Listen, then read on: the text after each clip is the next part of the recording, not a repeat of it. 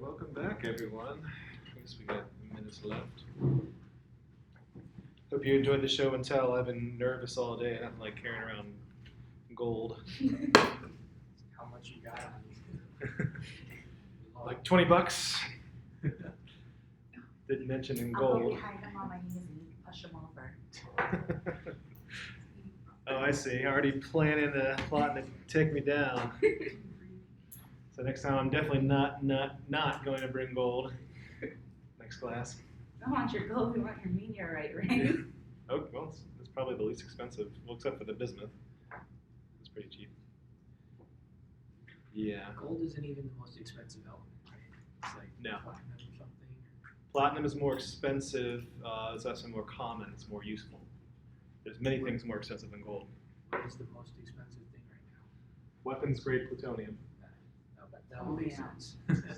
Or maybe you could even argue some of these, I mean, like, they're really hard to make. The super heavy elements, they're really hard to make and they only exist for a few nanoseconds anyways. Huh. So, but lots of elements. Ruthenium, right, yeah. Ruthenium is really expensive, so is indium. Indium's really expensive. It's just depends. So, one thing about this class is it's real easy to miss like the kind of cool aspects of chemistry and like the chemistry and society aspects of things. I mean, this, as you'll find out as we're getting closer, there's a lot of math in this class. A lot of math in this class. And it's sometimes it's easy to get lost in the numbers and you're just doing calculations to miss some of the cool things in chemistry. And part of that is chemistry's fault because we don't do any outreach. So you do not see any outreach in chemistry. And the reason, because we don't have to. Because chemistry is just so useful.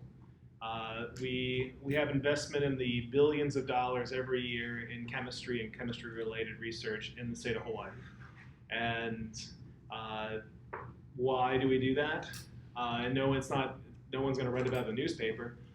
It's because whenever you study matter, you're studying chemistry, and many people do it. I mean, when you are looking at different types of beer, you're really doing chemistry, you're doing microbiology and chemistry. That's what kind of research you're doing if you're looking at beer. But no one's going to say, oh, guess what? We just did a bunch of, well, I guess it would be technology as well. We did a bunch of STEM research today in the brewery.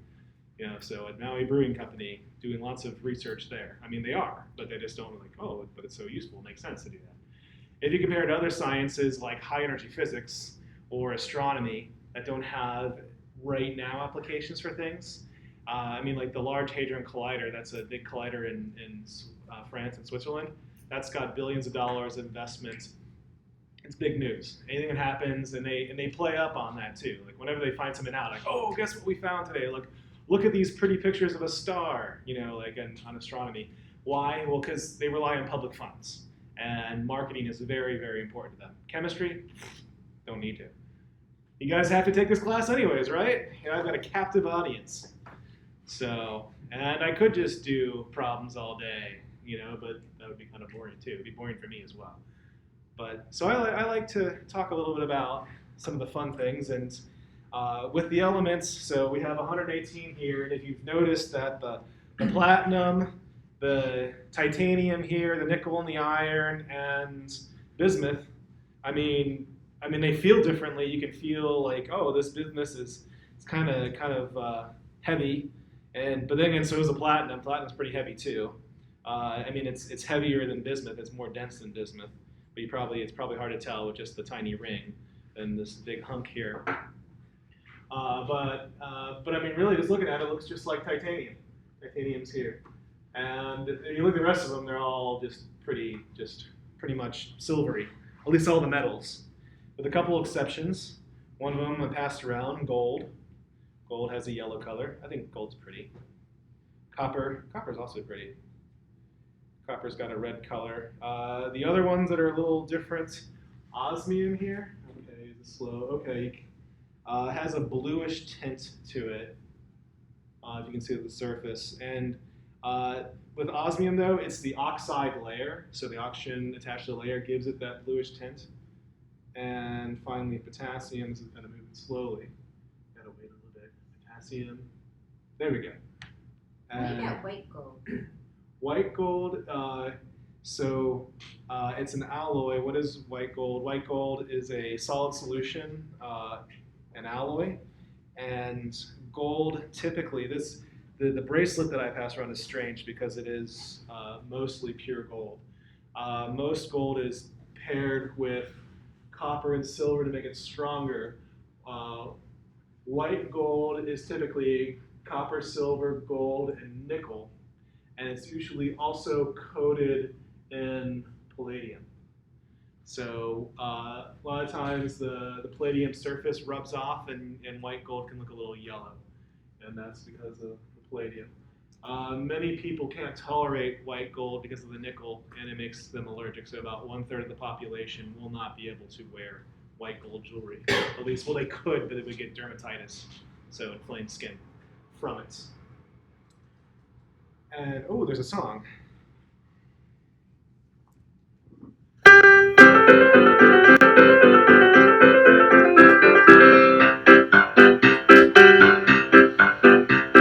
There's antimony, arsenic, aluminum, selenium, and hydrogen and oxygen and nitrogen and rhenium, and nickel, neodymium, neptunium, germanium, and iron, americium, ruthenium, uranium, europium, zirconium, lutetium, vanadium, and lanthanum, and osmium, and astatine, and radium, and gold, protactinium, and indium, and gallium, and iodine, and thorium, and thulium, and thallium.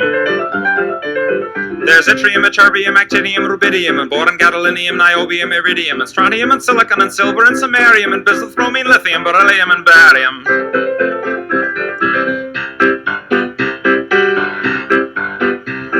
There's holmium and helium and hafnium and erbium and phosphorus and francium and fluorine and terbium and manganese and mercurium, molybdenum, magnesium, dysprosium and scandium and cerium and cesium and lead, praseodymium and platinum, plutonium, palladium, promethium, potassium, polonium and tantalum, technetium, titanium, tellurium and cadmium and calcium and chromium and curium.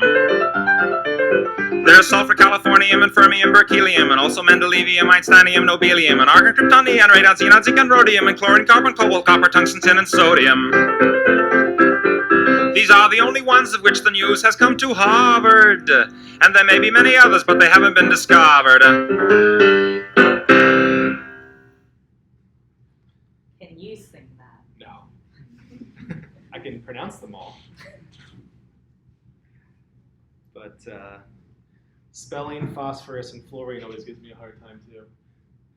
But these I have no idea. I guess I haven't. Well, anyways. Okay, so there's the periodic table, and you touch some elements yourself now. Some things to note. We have some names for specific columns. So the periodic table, a period is a row. Each row is a period. This is the first row. This is second, third, fourth, fifth, sixth goes here, like that. And then seventh period is the bottom one, like that. Okay, so And then a group is a group column? is a column or a family. Group, family, column all mean the same thing. And we've named 4 of them. So the first one right here, these are the alkali metals. And who named a lot of these? So the name of the elements, also it's different in every language, or some of it was similar in languages, different in others. So, but a lot of the names were originally from the alchemists. But I'll give you an example. Gold, right here is AU. It's from Latin for aurum. So we call it gold. Spanish is oro, just like in aurum. And Chinese, jing. So jing is, oh, we don't have the Chinese speaker here. But jing is gold in Chinese. And ferrum for Latin for iron. Iron in English, it's var in Hungarian. I don't know what it is in Spanish. Does anybody know? Do you know what it is in Chinese? Yeah. Okay. Yeah. So, anyways, like the names, they don't necessarily have to correspond to the periodic table, at least in English. Like tungsten is German wolfram. So, and potassium, it's not always European. Potassium is named by the Arabs. So it's an Arabic name from potash. So if you take ashes from like trees and you distill it down, if you wash it with water, you can get potassium carbonate, and also known as potash, and that's where it came from, at least in Arabic. So, I mean, the names are all over the place as far as the origin, but a lot of them did come from the alchemists. They were originally from that, and the alchemy was the belief that you could turn lead into gold. The alchemists were looking for a substance called the Philosopher's Stone, not the Sorcerer's Stone like you read in Harry Potter, at least the American version of it. If you look at the British version, it's a Philosopher's Stone. That's the correct one.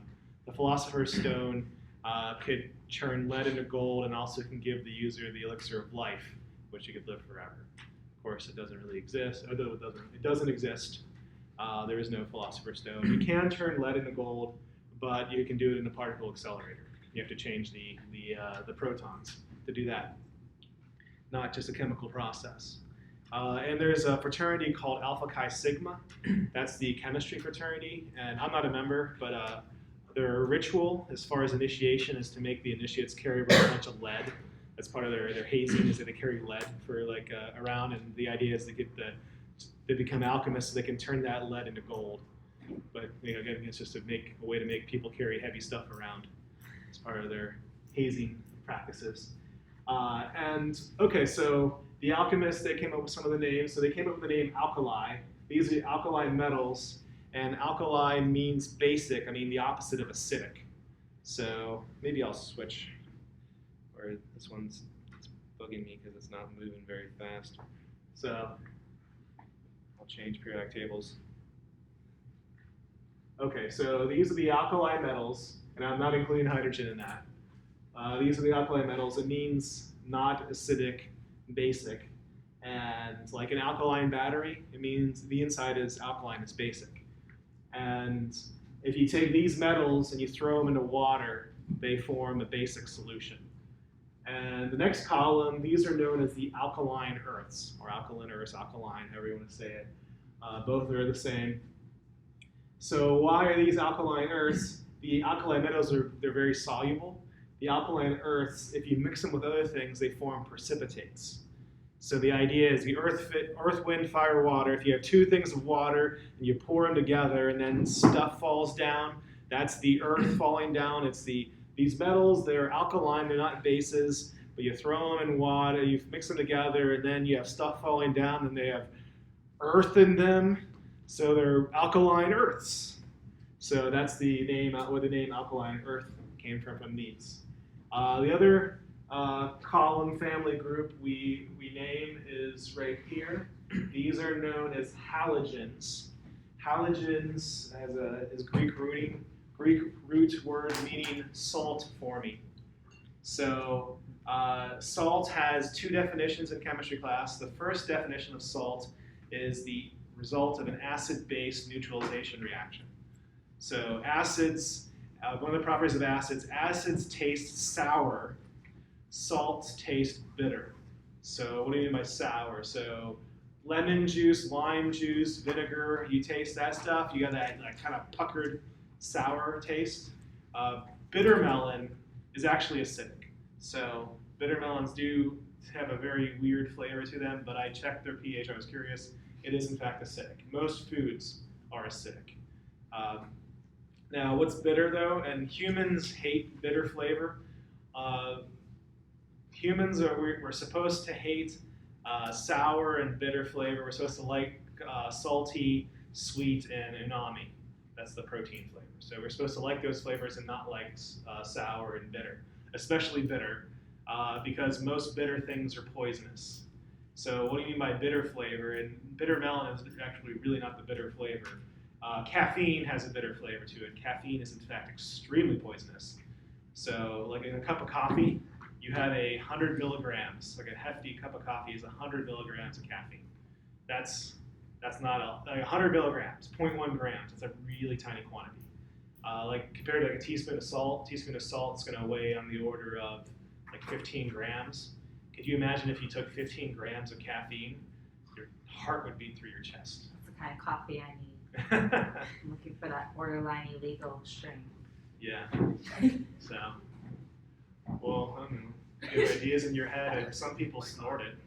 I mean, pure caffeine. I guess that's one way to get high legally. I've never tried it. Thanks.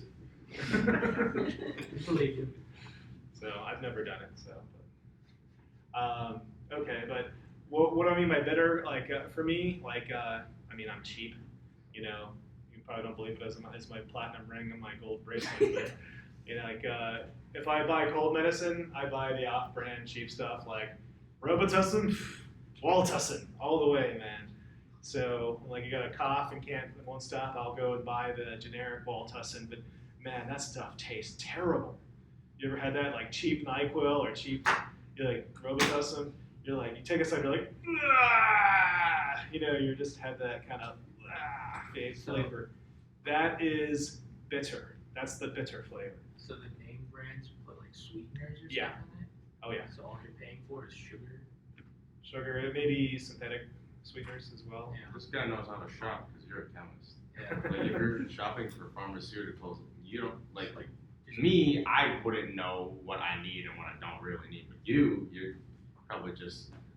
There's a different thing though. Like I mean, I'm on antibiotics right now for an ear infection. Did I take antibiotics now? No. Okay, I have an inner ear infection. Today's my last day. But I mean, there's so many drug interactions. I do check them before I take them. So, but you got to be careful with that though. Lots of drug interactions. Also, herbals. There's the herbals can have interactions. Like a very common one is grapefruit. Grapefruit has a lot of interactions also with especially with cholesterol medication. I don't take. It like, What so it happens? slows down the interaction or something? So Yeah, that it slows down or takes stops. longer to Yeah. digest or something. Oh, another thing with antibiotics, they absorb better in acidic environments. So I've been drinking lime juice. Well, lime juice with water when I take the antibiotics, so they absorb better. So here, little tricks here and there. Anyways, yeah, lime juice. Tough on the stomach. Okay, but the bitter. Okay, talking about flavors. Sour flavor is acidic. Bitter flavor is alkaline basic. What does salt taste like? Tastes salty. Salt. Doesn't taste sour. Doesn't taste bitter. Salty is a new flavor. A taste is a chemical sensor. So smell and taste, these are chemical sensors that we have in our bodies. So salt is neither an acid nor a base. So salty flavor is not acidic. It's not basic. So it's something new. It's so here's the salt former. So one of the definition of salt is result of an acid-base neutralization. The other definition of a salt is a metal and a non-metal that's not an oxide or hydroxide. That's the other definition. So Na and Cl is a Metal. base and a Sodium hydroxide plus hydrochloric acid makes NaCl salt. And when you say salt, you usually mean sodium chloride salt. right. Unless you're in chemistry class, then it means a whole bunch of things. Isn't like aren't the alkalines like explosive when you put them in water? Oh yeah. You want to see some videos? Oh, I thought you were gonna say do it. live. Oh, we're gonna set up here, and it is such a pain to clean up That's right. because it explodes, and then it makes, if it doesn't, it might break the container because then you have to secondary containment. Now you have a big thing of that, but I mean you're making hazardous materials, so then you have to dispose of them. I do the the salt guy. Yeah. Yeah, I know, lame. Okay, but so alkalis, alkaline earths, halogens, and the last one here are the noble gases, right here. Used to be called the inert gases, and then we found ways to get them all to react. So they're not inert, they're just hard to react, and the whole word noble, that's like, this is more British English. So like the idea was the peasants and the commoners, they're all very fiery, whereas the nobles, they're very calm and composed, right? Like, today is the best day of my life. Yesterday was the worst day of my life. Today is now the worst day of my life. You can never tell. I'm so noble. So, like, if you see the House of Commons in the British, I've been in the House of Commons. I haven't seen them debate, but it can be very fiery. Not that the United States House is not fiery at all, but the House of Lords, I saw them debate, and they were hilarious. I've never seen so many people say "F you" in such a polite way. So, I mean, because when we have meetings, we sometimes talk in parliamentary procedure, and to see them talk in parliamentary procedure, like by the source there, the House of Lords, and it was always, "My lords, my noble friends, my lord, my lady," like, "My lord, did you perhaps think about the economic consequences of your bill on the people of Manchester?" "Yes, my noble friend. If you look at paragraph 2, section 3-4, you can see I addressed that very issue." You know, that kind of thing. Like, but I mean, the way that they said it, like, "Oh, yeah, F you, oh." But anyways, noble gases. Okay, so now let's talk about why we have the periodic table this way. And I'll need to backtrack a little bit.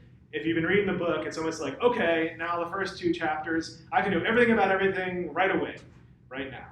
Not really true. I mean, the book makes you feel that way, but we will build up to things more, especially when you get to chapter 8 and chapter 9. We'll talk a lot more about the periodic table and the reason why it is the quantum mechanical model. So the noble gases, these are unreactive because they have a very stable electronic structure. So the energy levels are very low for electronic structure. So things tend to try to bond to be like them. So because of this, the halogens tend to grab an electron, and these tend to have -1 charges. So the oxygen column, group 6A, oxygen family, these tend to be -2. Well, not polonium, but down to here. Nitrogen and phosphorus tend to be -3. Carbon actually can go either way. It can be -4 or +4.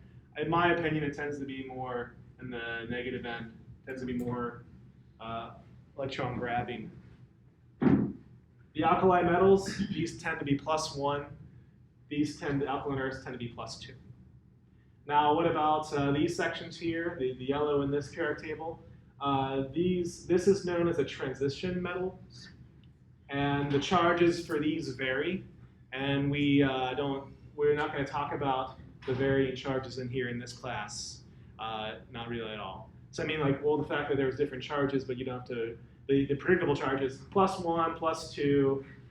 This one is +3. These are, well, maybe not boron, but this is +3. -3, -2, -1, 0. So, and these 2 rows, this first row, and it's not the columns with the row, is known as the lanthanides. These are known as the actinides, and because this is lanthanum and this is actinium, and specifically this one is called the rare earths. So this row right here is known as the rare earths, and this may be an issue with the trade war. Right now, China controls the world supply of rare earths. China is not the only place that has rare earths. So China has a bunch. The United States, we have a bunch in California, so we have plenty. But Africa, right? I don't know about Africa. Afghanistan and North Korea have them too. But they're not really that rare. That's the other thing, is they're not really rare. But I'm sure Africa has. Africa's a big continent, so I'm sure they have plenty. The processing, right now, the processing of rare earths is found only in China. So they control the supply chain. So even if you mine it in Africa or somewhere else, it still needs to go to China to be processed. So What are they used in? What are used for? they use them, yeah, a lot of things. Mostly electronic. And they have various properties, electronic properties. I mean, the simplest one, they use them in like lighters, like the when you have the Flint thing. yeah. That's Is it flint? it's not flint. Flint is silicon dioxide. It's cerium oxide. but it's really just unrefined rare earths. It's going to have other things in it too. So I mean, we use them in many applications. The cerium, the flints, you don't need to process it more for that. You could probably still make that without China's help. But everything else, we use them, well, except for promethium. That's radioactive. It's hard to make that. You have to make that in a lab. But the rest of them, they have various properties, electromagnetic properties that we use for circuits, and also things like liquid screen displays. So. What is in What is in LCDs? So there's going to be different ones. So they're lighting emitting diodes. So do you know what a diode is? Heard the word before, I don't remember. So a diode is it's something that causes current to flow in one way. So it's a transistor. Well, a transistor is a part of a circuit. The electricity flows in that direction. It can't go the other way, right? Like if you have your plug and you plug it in, then you flip the plug and turn it the other way around, or if you have your batteries, you flip the ends. I mean, some things work both ways that way, like a light bulb, like an old tungsten light bulb. It doesn't matter which way you run the current. If the current is running this way or if it's running this way, the light bulb's going to work the same. What a transistor does, and a diode, well, a diode is part of a transistor. A diode forces the current to flow in one direction, and it won't flow the other way. And a light-emitting diode is, as the electricity is flowing through that, it emits light, and the diodes have different materials give different colors. So indium phosphide, for instance, and they're usually around here in silicon, indium and phosphide, that is a blue color. So the blue color there, and then like gallium arsenide here gives a red color. It's red or green, I forget which one. So depending on which one, that doesn't necessarily have the rare earths in them. They usually have the semiconductors in those, but that's how they work. And LCD, you have LCD. Well, let me know. Wait, liquid crystal display. Oh wait, you said LCD. Shoot, I did LED. A liquid crystal display. Those have organic molecules, so carbon-containing, and you have long carbon-containing molecules. And depending on the current that runs through them, you have a light source in the back, and then you have depending on the current that runs through these molecules and the light source, they will absorb different wavelengths of light. And then, so they have a white light coming out, and then you have the current going through the molecules, and they'll absorb certain light, and then they'll come through to your eyes. Sorry for I explained the wrong answer, the wrong question. So, all right, other questions? All right, now back to, oh wait, on that 3 p.m. Oh wait, did I do the wrong? Oh, I did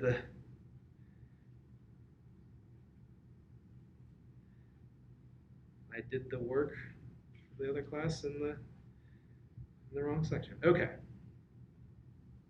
Because I teach 2 sections of this, so I have 2 different folders. Oh, there's a pencil. Okay. There we go. Barrel roll's done. Okay, so now I'm going to go back into a little bit more school stuff after some of the chemistry and society things. So this is where we left off. So the chemical symbol and the atomic number, these are redundant because elements are defined by the number of protons. And this chemical symbol explicitly says the number of protons. The top number here, this is the mass number. This is the number of protons plus the number of neutrons. And if we have if you have an element that has a different number of neutrons in it, this is known as the isotopes, or as an isotope. When you have the same number of protons but different number of neutrons. And you can't see this as well, so I wonder. So if you look at this, it has 20 10, and then neon. This is what this one says down here, 2010 neon. And we have 2110 neon and 2210 neon. So the 10 and the neon are redundant. So the elements are defined by the number of protons. But neon here has 3 isotopes, and they have different number of neutrons. So neon 20 has 10 neutrons, neon 21 has 11 neutrons, neon 22 has 12 neutrons. So it's just top number minus the bottom number for the number of neutrons. And if you look at this natural abundance, this is going to become important later when we talk about the atomic masses. So an argon isotope has a mass number of 40. How many neutrons does it have? Argon is right here with 18. If you can't see, that's 18. So the number of protons is 18. So you have 40, 18 argon. How many neutrons does it have? Is the top number minus the bottom number? 22 electrons like that. Or not electrons, neutrons like that. Questions? And then you have the same number of electrons as protons. Yes. Unless it's an isotope. Isotopes. So let's, when you have an atom means neutral. So next thing we're going to talk about an ion. An ion is a charged atom. That's an oxymoron. That's like saying a smart, dumb guy. They're things that mean the opposite. So a charged atom is an oxymoron. So, but yes, the number of, sorry, I keep on doing the barrel roll. The number of protons equals the number of electrons for an atom. And ions are from atoms gaining or losing electrons. So a positive ion, so you rip off electrons, get a positive ion, that's known as a cation. If you have a hard time remembering it, think of the plus sign as the T. So the cation. And negative ions are anions. So the gain of electrons, the atom becomes an anion after gaining electrons. So to give you an idea, how many electrons are present in the O2 minus anion, oxygen, the periodic table is going to have, it's like this. This is oxygen, and so it's element number 8, which means it has 8 protons, which means it normally has 8 electrons, and if it's a -2, it has 2 extra, or 10 electrons. All right, I already mentioned this in kind of my long spiel about the different types of elements and what they mean. But let's talk about what makes us. Don't believe atoms, they make up everything, kind of thing. So what are we made of? Sugar, spice, and everything nice. Maybe you. But, so you look at us, oxygen, we're mostly oxygen by mass. We're 65% oxygen by mass. By atom percent, we're mostly hydrogen with 62.3% by mass by hydrogen, or by atom by hydrogen. Why am I not surprised about this though, by oxygen and hydrogen? What is it? Water. Yeah, because of water. So it doesn't mean that all the hydrogen and oxygen that makes us up is tied up in water. There's other places for it, but there's a lot of water in the human body. Right? Our blood, our cytoplasm is a very heavily component of good old H2O water. We're more or less, the inside, we're about a 0.9% salt solution too. So the cytoplasm, our blood, it's all about a 0.9% salt solution. And it's salt, NaCl, salt. Okay, also carbon, we're about 1/5 carbon by mass, but we're also referred to as carbon-based life forms, if you've heard that before. And some sci-fi writers say, well, it could be made of silicon.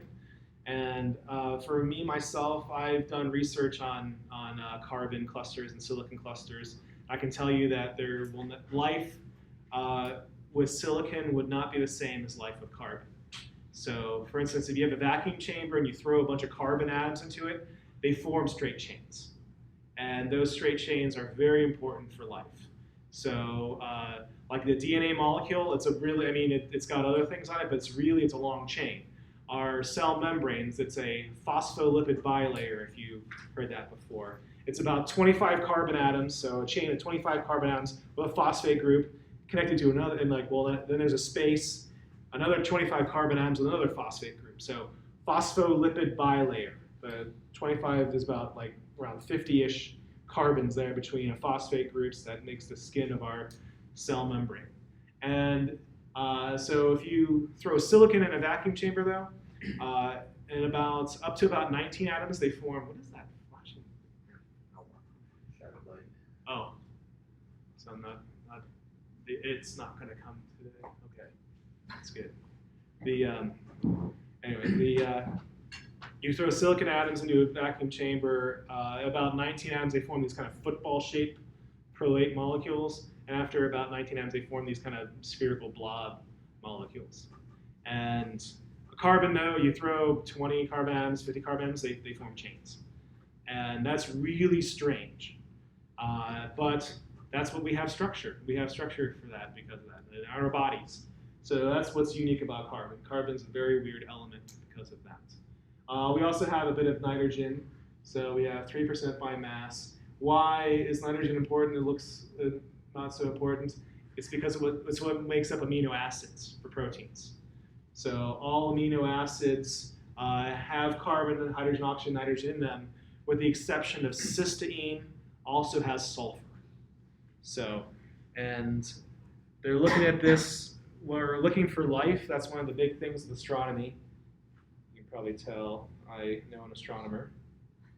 They're looking for CHON or CHON because it kind of looks like something that's almost a word. It's carbon, hydrogen, oxygen, nitrogen. So it kind of looks like something we could call easily CHON or something like that. These are the elements known for life because you can see the top four for that, and nitrogen is included because of amino acids.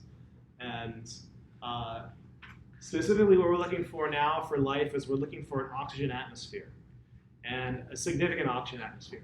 The planet Mercury has 35% oxygen atmosphere. Is that from life? No, it's from the sun baking the rocks. It also has a very thin atmosphere. So the Earth, though, we have a 20%-ish oxygen atmosphere, and we have a relatively thick atmosphere too. So it's not just oxygen; it's a thick oxygen atmosphere. So you're not gonna find at least life as we know it on the surface of Mercury. Maybe in the interior, probably not. So what else is in us? We have calcium, phosphorus, and other. Calcium and phosphorus we have for our bones and teeth. And interestingly enough, bones, we, of course, are higher order organisms. We use our bones for structure, right? Our bones are pretty strong in our structure. But the original use for bones, and still the primary use for our bones, is a metal store. So the calcium and magnesium, we need that for electrolytes in our blood. And our bodies also strip down and reform our bones quite a bit. So broken bones do tend to heal pretty quickly. Like if you've ever, it depends on the bone you break, but you can heal a broken bone on the order of weeks, if not less. So of course it depends on the break. But if you have like a sprained ankle or a tendonitis, it takes forever to heal. Partially because there's not blood vessels going to that area. But bones, though, our body uses them quite a bit for the metals, to have the metals exchange for our electrolytes in our blood system, our circulatory system, and our nervous systems and our cells. So that's what makes us, at least us humans. But most living creatures is of the same order. Life is relatively similar, at least chemically speaking, here on Earth. Then Okay, we're talking then about atomic mass. So if you look at the periodic table, and this one is not super easy for you to see. Super slow. Okay. Phosphorus, what's up right now, and you probably can't see the back, but it's 30.974 is what it says for the atomic mass. And some of them are really close to whole numbers. Like lithium is 6.941, like that's about 7. Oxygen is 15.9999, that's like 16-ish. Then you get to copper, which we'll do a calculation of. It's 63.54 or 555. 63.55. Why is copper kind of in the middle? Well, it's the terrestrial. Terrestrial means here on Earth. So Earth averages, their weighted averages of the abundance of the isotopes. And something else about the elements. So if you get chlorine, chlorine here on Earth is the same as chlorine in the sun, is the same as chlorine in the Andromeda galaxy that's on collision course with us. So the elements are the same across the cosmos. What can be different, though, is the relative abundance of the isotopes. So we know this. We've been to the moon, and we've taken moon rocks back, and we've noticed that they are different. They're similar, but they're different. The moon rocks are. But sometimes you'll get meteorites like in Antarctica, and they'll say, oh, this is from Mars. Like, well, how the heck do they know that? We haven't been to Mars yet. It's because the isotopes are different. The averages are different. So that's one of the reasons why we can tell if something is not from this Earth. It's because these averages are different. And here on Earth, the terrestrial averages for chlorine, it's about 3 to 1, chlorine 35 to chlorine 37. This is also a way you can tell to see if there's chlorine in something. You can throw it to a mass spec, and if you see something like this, you're like, okay, it's got a chlorine in it. So silver is more or less 50-50 for this. Bromine is another one that is 50-50 for 2 different isotopes. But so let's do a calculation. Hopefully this is going to give me enough bandwidth I can do it in real time. Man, this is going to be horrible if we get to this later and it's not fast. Okay, copper has 2 naturally occurring isotopes. Copper 63 with a mass of 62.9291 AMU, atomic mass units, and a natural abundance of 69.17%. Copper 65 has a mass of 64.9278 atomic mass units and an abundance of 30.83%. What is the atomic mass of copper? So if you do the weighted average of it, so we're going to have 62.9291 times the abundance, and 69% is 0.69 fraction, plus 64.9278 times the abundance, 0.3083. Okay, good. It did follow. Is this? Oh, there's a second delay. Shoot. Okay, then I'm gonna cheat and look in the book. What is the answer? I guess I know the answer. It's going to be 63.55.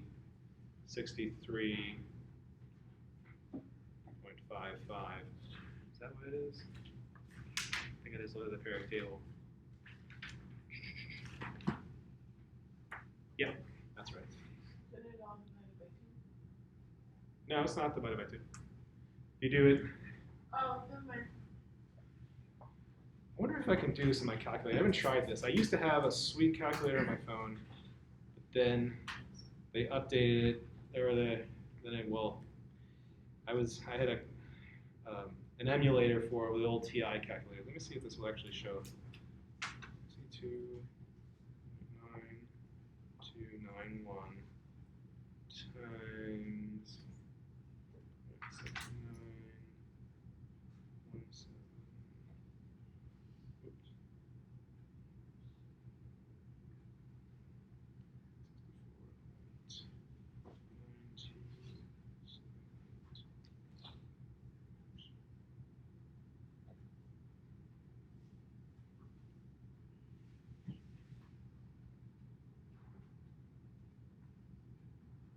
Yeah, it'll show up.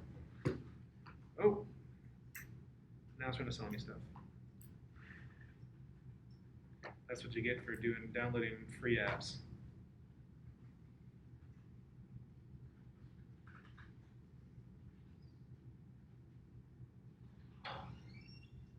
Nope. Just like that. You don't have to divide by 2 because it's got the abundances right there already in the fractions. Other questions? All right. Moving on, talking about the next concept. So I think I've established I'm the oldest person in this room. So I remember when I was 22 years old, I went to Las Vegas and I could legally gamble. And I was playing the slots. And when you're done, you cash out. They have a bucket, and it spits out quarters. At least at the time, you could get a bunch of quarters, and if you like have enough quarters to do laundry for the next 20 years, or you can go and get bills made from it. So you took your bucket of quarters and you brought it to the cash out desk, and what did they do with that? They would weigh it. They would weigh it and they would give you the money rather than just count it out. So you can tell what things are by mass. So you can weigh things by mass. You probably like when they do M&Ms in a factory and they're filling bags up, they do it probably by mass, or they do it by time or something like that, by flow into the bags. Right? So you can measure things by not necessarily counting them. You can do it by other means. And one of the ways you can count them is by mass. And build up to a concept called the mole. The chemist's dozen, but a dozen's a pretty small number. So I mean, the idea of the mole though in a dozen, like you don't say, hey, I'm gonna go pick up 36 eggs. I need 3 dozen eggs. But there's other things that we use for big quantities, like paper. So you don't say, hey, can I get 1,500 sheets of paper? You go, oh, can I get 3 reams of paper? Like a ream is just the bricks that come in. Or if I need a lot, I say, can I get a case? Like how many reams are in a case? Like I think that's 12. Like 12 reams are a case of paper that way. Like we use things that are tiny, like a sheet of paper, and we can do terms like a case. I mean, you can do that with soda as well, right? Give me a 12 pack. Well, I guess 12 pack is the number. Give me a case of ginger ale, right, or something like that. You can do it that way. Rather than saying, hey, can I get this number of things? You can use another number, another term to describe something bigger. And we have that with a mole. A mole is that we use in chemistry, and it's based off of 12 grams of carbon, 12 is a mole. And this is Avogadro's number. It's this, 602,214. You have that memorized. I have to count. It's 72, 3, 4, 5, 6, 7. There we go. That's a mole. So 2 things should come to your mind. Number 1 is, that's a big freaking number. Right? That's a big number. The second thing that should come to your mind is, wow, atoms must be really tiny. Atoms are very tiny. They're very, very tiny. We can't see them. We can image them, as we talked about last class. So let's do some of the math stuff with this. So calculate the number of copper atoms in 2.45 moles of copper. So 2.45 moles of copper times, Avogadro's number.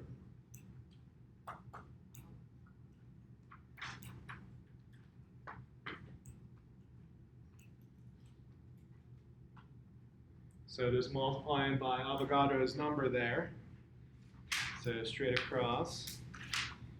And calculating that out, this is 1.48 times 10 to the 24th.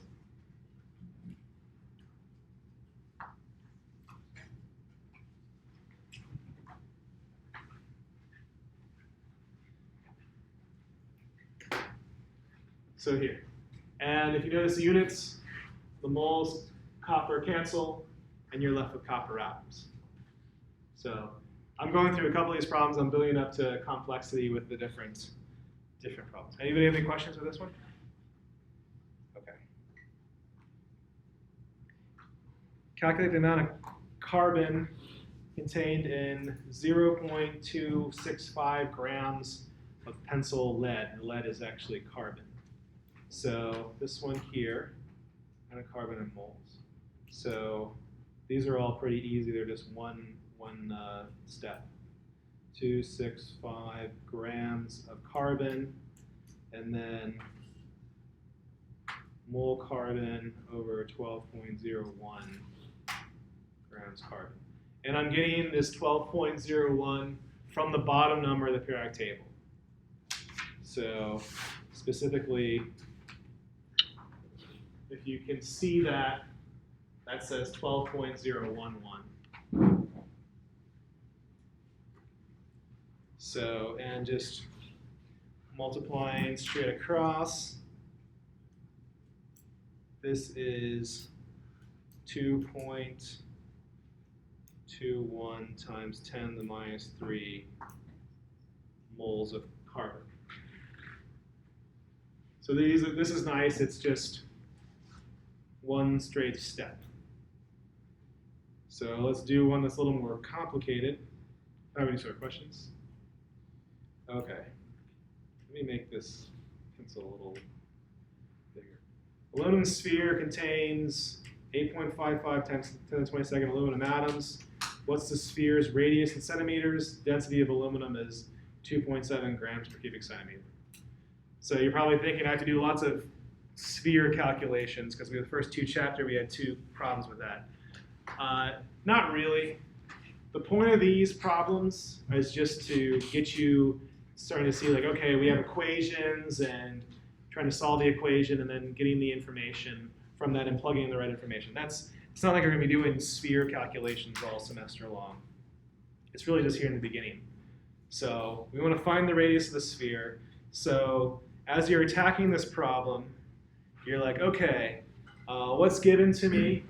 We're given the number of atoms and we're given a density, and I need to find the radius. So that's what we're eventually looking for, the radius. How do we find the radius of a sphere? And like, okay, well, think about geometry. What's the volume? A volume of a sphere is 4/3 pi r cubed. And by the way, any equation like this, you'll be given. And if you even forget that you have an equation that you think you should know in a test, you can ask me, I'll tell you. So if you really want to know, like, all right, what's the equation for a sphere? Like, what if you want to know the equation of the volume of a cylinder? I'll tell you that too. It's the area of the base times the height. You know. But that's the volume of a sphere. Okay, we need to find the radius. So solve for the radius. The radius is going to be 3v over 4 pi cubed root. So we did that last class. Next thing we need to do is we need to figure out, so what do we not know? We need to know the volume. Volume is unknown. 3, 4, and pi, these are all numbers that we'd have access to. So what we are given is the number of atoms. So then in your mind, okay, what I'm trying to train you to think is units. Think units, think dimensional analysis. I'm going to start off with this 8.55 times 10 to the 22nd and then move over to a volume. So let's start this off. So 8.55 times 10 to the 22nd. So aluminum atoms. So then the next thing we need to have is on the bottom. So this we just mentioned moles. So we'll have a mole of aluminum. It's about 27. What is the? Where's the periodic table? Oh shoot, it's in the back.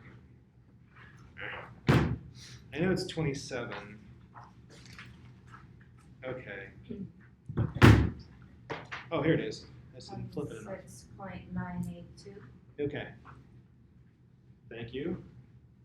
26.982. Oh wait, I missed a step. Shoot. I screwed up. Sorry about that. Mole aluminum to 6.02 times 10 to the 23rd aluminum atoms. And then, oops.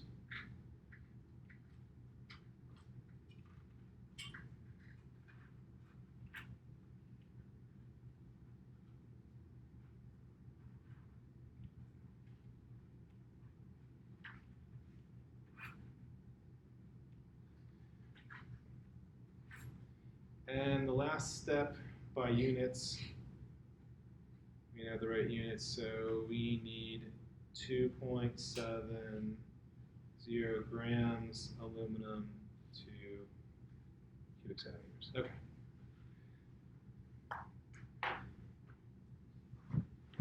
I got ahead of myself with this one here. So, but notice aluminum atoms cancel, moles cancel, grams cancel, and we're left with cubic centimeters. So we then take this answer. So what is this answer? This answer is 1.42. This is equal to 1.42 cubic centimeters. And we take this number here and put it in the volume. So then the radius equals 3 times 1.42 over 4 pi cube root, and that is 0.697 centimeters. Okay. Recap with this one here. So again, I'm trying to train you guys how to solve problems, how to look at this, and how to attack it. So we have we're given number of atoms, density, and the fact that it's a sphere, and we want to find the radius. So look for equations, and if you recall, the volume of a sphere is 4/3 pi r cubed.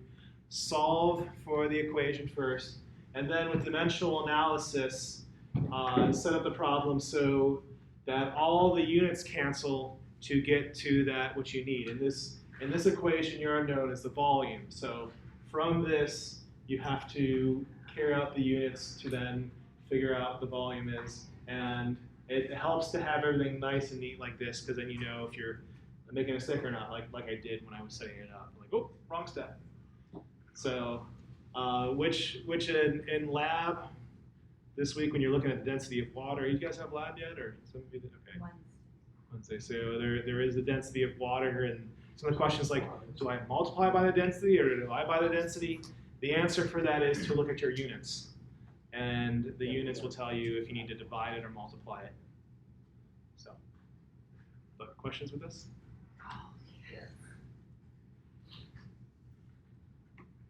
Did you have something in lab that you needed help on, or? No, I thought lab was Wednesday, it's Tuesday. Okay. So, other questions? Okay, we got 15 minutes left, and this is like with the same speed as the morning class, ironically enough. Okay, so chapter 3, we're going to start into getting into some more chemical accounting. And some of you didn't have high school chemistry, but a lot of this stuff you probably had learned in high school chemistry. But let me start off by talking about chemical bonds. So if you were in a group of 3 and you said you got to write a report on ionic, covalent, metallic bonds, if you're there first, say, I claim ionic, I claim ionic. This is by far the easiest. Ionic bonding, if you know Coulomb's law is constant 1/4 pi epsilon naught, constant times the charge of 1 or charge of 1 times the charge of second over the distance squared. That's the attraction or repulsion. If you know that, and you know the Pythagorean theorem, then you basically can calculate anything you need to know about an ionic bond. So we've already done this. So what I mean by that in the Pythagorean theorem, so here is my two-dimensional representation of ionic bond. You have unlike charges close together, right next to each other, and you have like charges kind of diagonal to each other so that they're a little further apart. So there's an attraction here, and there's repulsion here, repulsion here. So the attraction minus the repulsion tells you how strongly bound that structure is. And of course, if you have three-dimensional pictures here, so this is supposed to be sodium chloride and the halide structure. So without looking at the left, which one's a negative ion? Is it the big atom or big ion or small ion? Anyone want to guess? It's the big one. Why? What happens when you add negative charge to an already, like an electron cloud, when you add negative charge to it, what happens to it? Yeah, it becomes an anion. Do negative charges like each other? So negatives don't like each other. When you add, Pushing away. if you have an electron cloud, you add negative charges to it, what happens? It gets big, balloons up. If you rip electron density away from an atom, what happens? It shrinks. So that happens with biological surfaces as well. Biological surfaces are negatively charged. So phospholipid bilayer, phosphate is a -3 charge. So biological things are negatively charged. And one of the way acids work by adding positive charge, bases add negative charge. So adding bases to something will blow it up.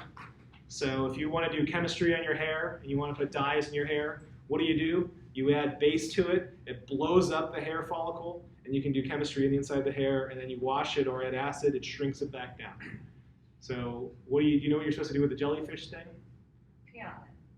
That's one of the things, yeah. Why? Or put ammonia. Not ammonia. Vinegar. Vinegar. Yeah. Why? It neutralizes It it. doesn't neutralize it. It shrinks the cells, shrinks the stinger cells. Mm. The acid will shrink it. Urine is a pH about 6-ish, depends on the person. But urine tends to be acidic. Vinegar has a pH of 3-ish, and so pH is logarithmic by 710. Vinegar is 1,000 times stronger than urine, so vinegar is much better. So that's the first step. The next step is actually you should treat the sting with heat. So what the latest research out of University of Hawaii, if you get a bad sting, like say like a box jellyfish sting, the first thing you do is you put acid on it, so vinegar, and that'll close the stinger cells of the jellyfish, and then you can brush it off. Don't touch it, but you can brush it off. So the stinger cells there, and then the burn, if it hurts, the easiest thing to do is to take a metal spoon, put it in boiling water or hot water, and then put the metal spoon on the wounds. And what that does, the heat will denature the proteins. It'll change the shape of the proteins. It'll neutralize the venom that way. I found that out with a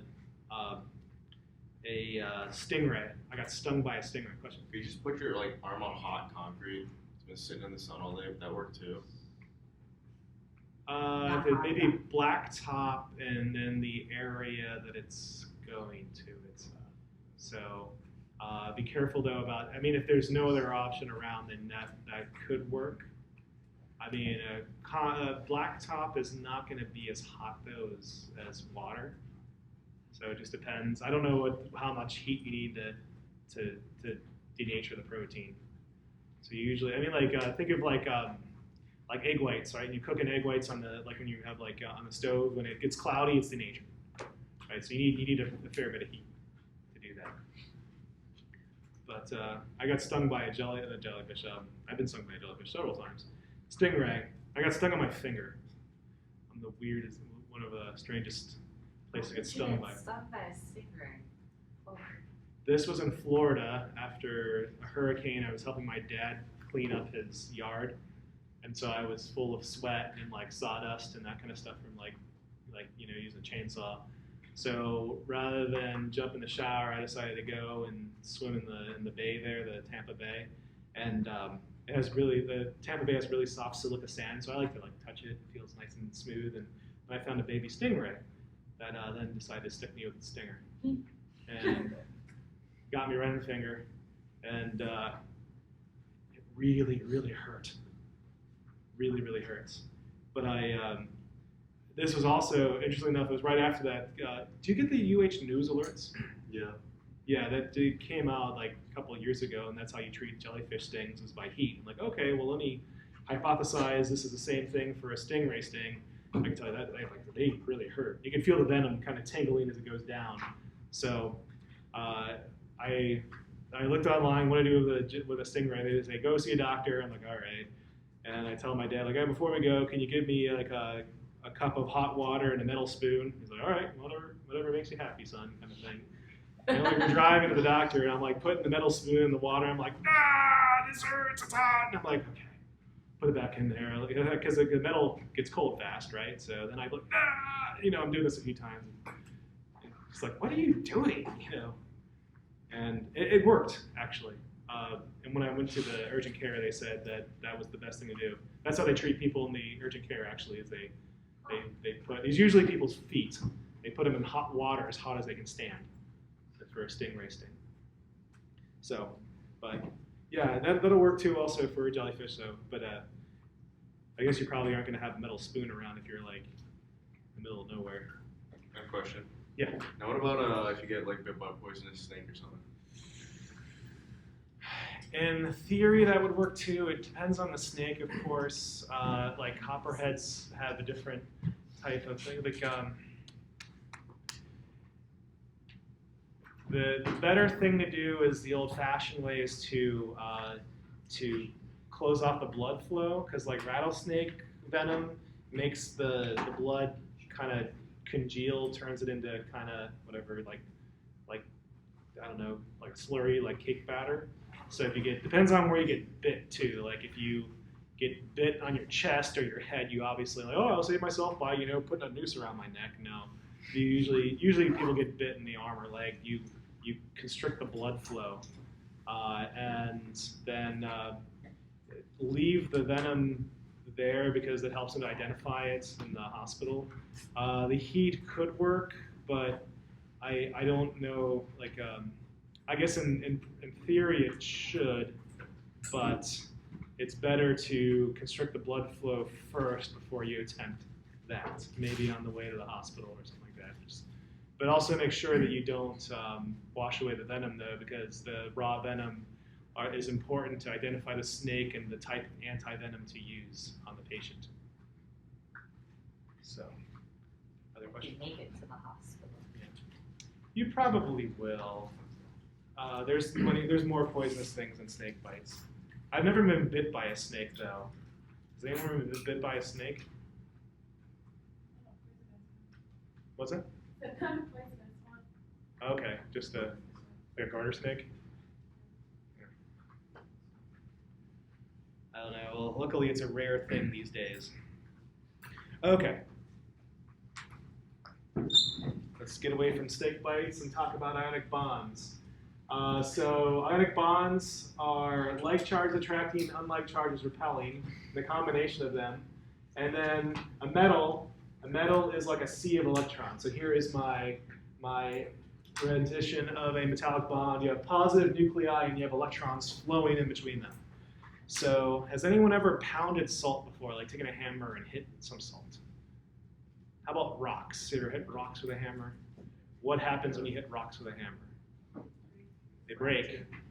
So if you have an ionic compound, and most rocks are ionic compounds, there are very few that are not, like nuggets of gold. But if you hit a rock, if you just move an atom down by one or an ion down by one, you can crack the rock because now you've messed up the ionic bond. What about hitting metal? What happens when I smack the hood of my car with a hammer? What happens? Like that. Yeah, you get it's bendy. Yep. So knocking atoms down a little bit does absolutely nothing to the metallic bond. It still works just fine.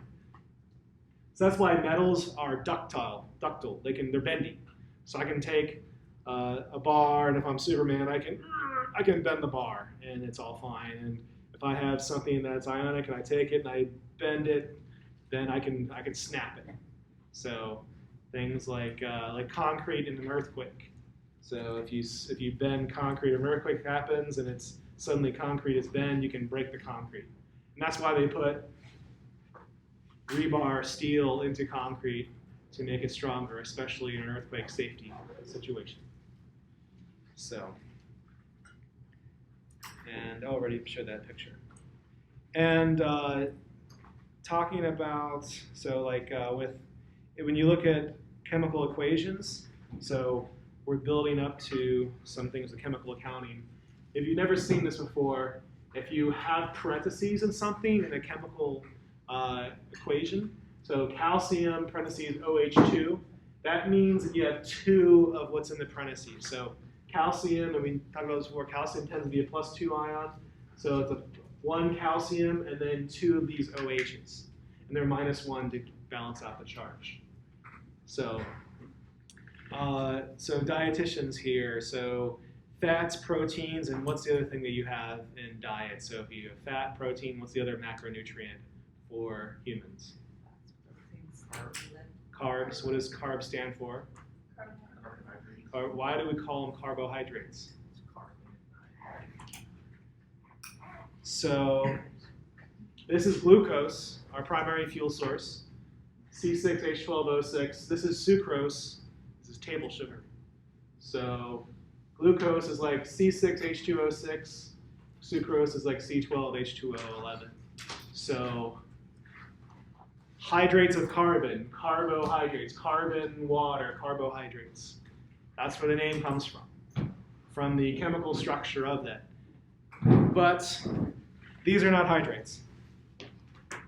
So carbohydrates are not really hydrates. For something to be a hydrate, it actually has to have water in it. So another lab you're going to do is on Epsom salts, on the formula for Epsom salts. That's magnesium 7 hydrate. I think it's septahydrate is 7. So magnesium septahydrate. That is a hydrate. It has water trapped inside the structure. Carbohydrates are not hydrates, but they look like they are. And by the nature of the fact they look like they are, that's where we have the word carbohydrates. Carbohydrates, carbs, it's from that. So if you're wondering. All right, and last thing I want to talk about are empirical formulas. We'll talk about this more on Wednesday in subsequent classes. But if you take a molecule and you get the lowest number of atom ratios, so if you look here at benzene, benzene is C6H6. If you divide it by 6, you have CH. Acetylene, C2H2, that divides down to CH. But these are very different molecules. Acetylene is what they use in welding torches, and benzene is a really smelly liquid. That's extremely carcinogenic. We don't use this very much anymore, but acetylene we use quite a bit. But their identity is very different. Same thing with glucose. Glucose here by atom, it's CH2O, but CH2O is also formaldehyde, and formaldehyde really smells bad, and glucose tastes really good. It's found in a lot of candies. So, but okay, I guess we have 2 minutes left. I'm 1 minute slower than I was in the morning. Or 1 minute faster. So you guys get 2 minutes of your life back. So, anybody have any questions about anything? Okay, all right. See you Wednesday.